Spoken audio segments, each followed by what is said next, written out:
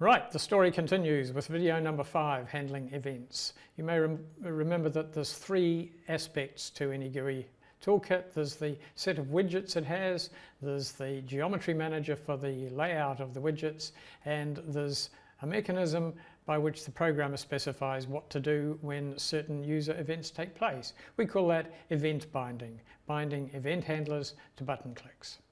So let's start with the first example, which is I'm going to start with a simple GUI here on the right hand side. I'll just demonstrate what it does first. There it is. It's got a label here, label widget, which is currently set up to display the text representation, the string representation of a particular number, namely 0.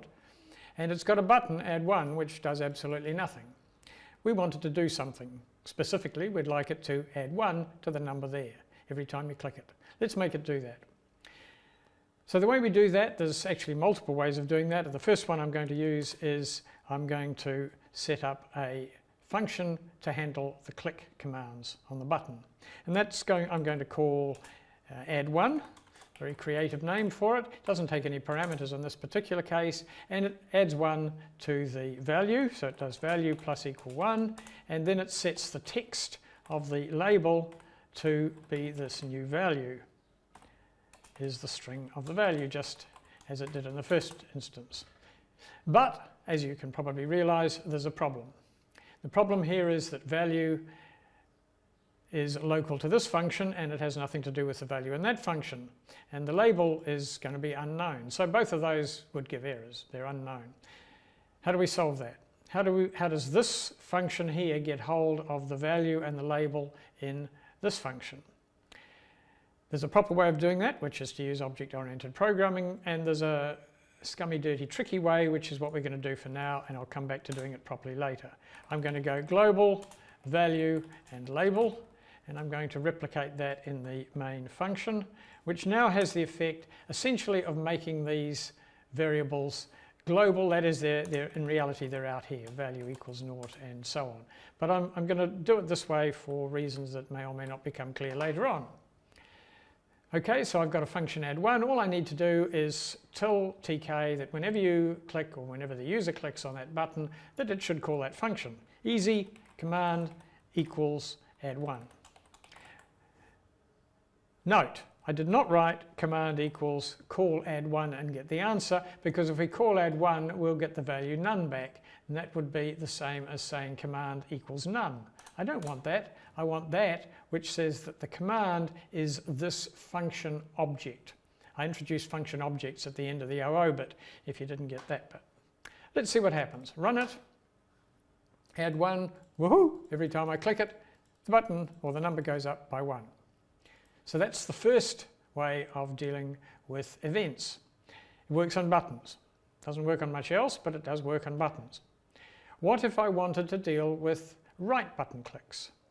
Okay, I'm going to move to a different GUI. This one here is more or less the same as the one I had before, except it's got a couple more lines in it.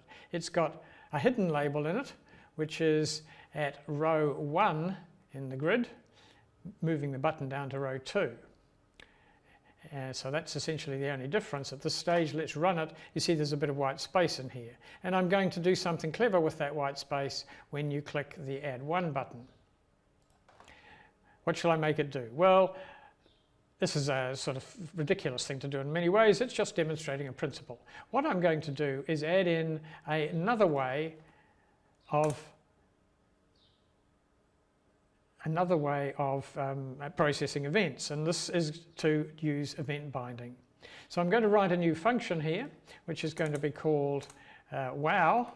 This is just a very silly idea, and it's going to also take a global, in this case it's going to take the global hidden label, and whenever it's called, it's going to set the hidden label's text to a string like wow.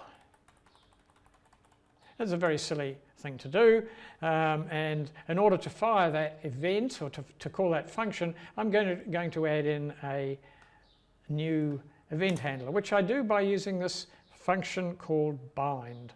or it's a method of the button. So I'm going to say button.bind, it's a method of any widget actually, button.bind the event, and I have to say what event I want to bind it to. Let's, for now, use this event. This is button 3.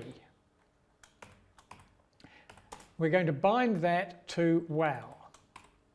Now that more or less does what I want, but there's a few tricky things to mention here. First of all, when this event gets called, when this event handler gets called, the actual event that happened, which is uses this funny notation with angle brackets, actually gets passed in a somewhat different form to the wow function. I therefore have to set up a parameter to catch it, and that parameter is called event. So whenever I use the bind method of a widget, I have to include an event parameter. When I use the command approach, I don't include an event because it's always the left button click. Here it can be any event, in this case it's button 3. So let's see what happened. Oh, I've forgotten to add in the global here. I have to say that this is a hidden label global as well. Let's see if it works. Have I got my code right?